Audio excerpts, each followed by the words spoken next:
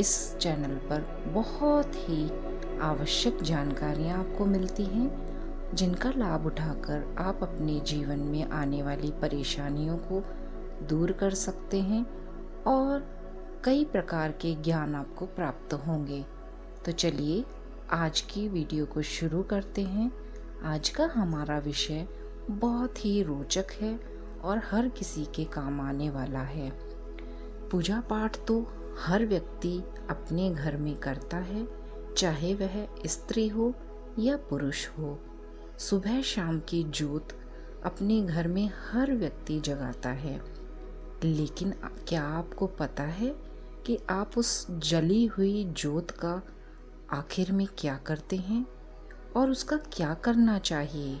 क्या उसे ऐसे ही फेंक देना चाहिए या उसका कुछ विशेष महत्व है जिसको करने से आप अपने जीवन में आने वाली परेशानियों को दूर कर सकते हैं? तो चलिए आज इन्हीं जानकारियों के विषय में हम आपको बताने जा रहे हैं। सुबह शाम की ज्योत हर घर में, चाहे वह किसी भी देवी के लिए हो या देवता के लिए हो, कुलदेवी या पितरों की ही क्यों ना हो, इस तरीके से हर व्यक्ति अपने घर में सुबह शाम ज्योत अवश्य ही जगाते हैं।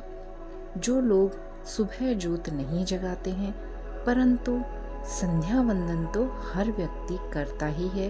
हर किसी के घर में संध्या वंदन तो अवश्य ही होता है और करना भी चाहिए। लेकिन क्या आपको यह पता है कि जब भी आप इस तरह से भगवान की ज्योत प्रज्वलित करते हैं तो फिर उस बची हुई ज्योत का क्या करते हैं? तो आपको कभी भी इस तरीके से जली हुई ज्योत को फेंकना नहीं चाहिए।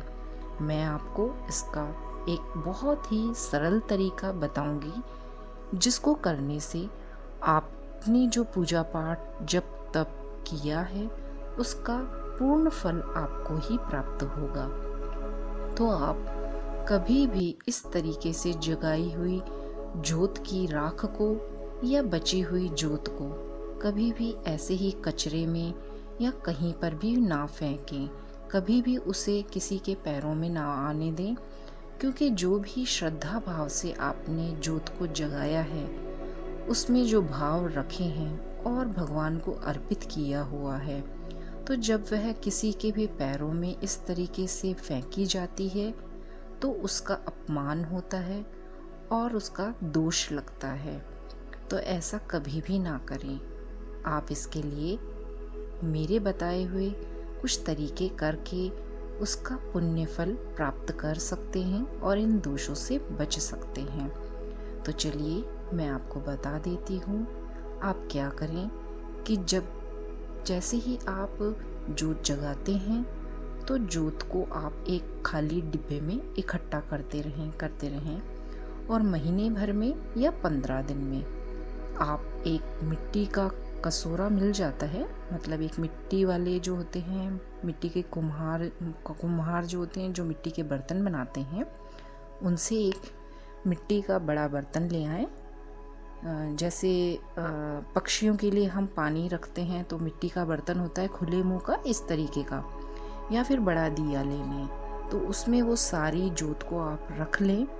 पहले तो आप डिब्बे में इकट्ठे करते रहें उसे, और 15 दिन पे या महीने में एक बार आप उन सबको उस बर्तन में डालें और उसके ऊपर कपूर की 2-3 टिकिया डाल दें और उन सभी को जला दें। तो इस तरीके से उसकी सारी राख बन जाएगी और वे सारी ही जो ज्योत है, बची हुई ज्योत जो है, वो प्रज्वलित होंगी। तो आपने जो भी पूजा पाठ की है उसका तप, उसका जप, उसका जो भगवान का आशीर्वाद आपको पूर्ण मिलना चाहिए वो आपके घर में ही रहेगा और आपको ही मिलेगा। वह सड़क पर या किसी के पैरों में नहीं जाएगा। तो आप इस तरीके से उसे प्रज्वलित करें और प्रज्वलित करने के बाद उसकी बची हुई राख को आप अपने घर में, गमले तो सभी के घर में होते हैं, अन्यथा किसी के घर में बगीचा भी बना हुआ होता है, तो आप उन पेड़ों में उस राख को डाल दें ऊपर से उनके ऊपर पानी डाल दें, या उस बर्तन में ही आप पानी डाल दें तो एक तरीके से वो पानी में प्रवाहित हो गई मानी जाएगी। और फिर आप उस जल को, मतलब राख मिश्रित जल को, आप अपने पेड़ों में डाल दें।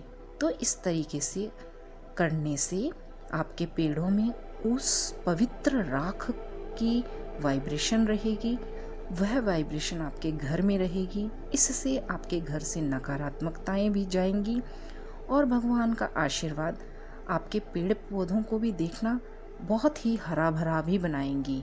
आप विश्वास मानिए और इस उपाय को ज़रूर करिए। हाँ, एक बात और मैं आपको इस बारे में बताना चाहूँगी कि कई लोग कह देते हैं उसे जला के पानी में प्रवाहित कर दीजिए या और कहीं पे प्रवाहित कर दीजिए जहाँ पर कि नदी बह रही है या बहुत बड़ा पानी है। तो आप ऐसा कदापि ना करें।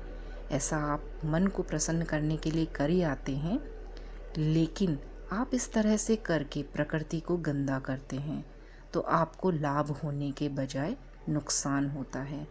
तो आप इस तरह की गलती बिल्कुल ना करें, बल्कि ये ऐसा जैसे मैंने बताया है वैसा करके आप अपने घर में ही ऐसा वातावरण क्रिएट करेंगे, ऐसा करके कि आपको कई समय तक इसका लाभ मिलेगा और आपका वातावरण घर का बहुत ही शुद्ध होगा। तो आप इस तरीके की जब वो दिव्य शक्ति आपके पास है, उसे बाहर क्यों जाएंगे कहीं फेंकने या कहीं पे भी पानी में विसर्जित करने। तो आगे से आप ऐसा ही करें कि आप उसे घर में ही रखें।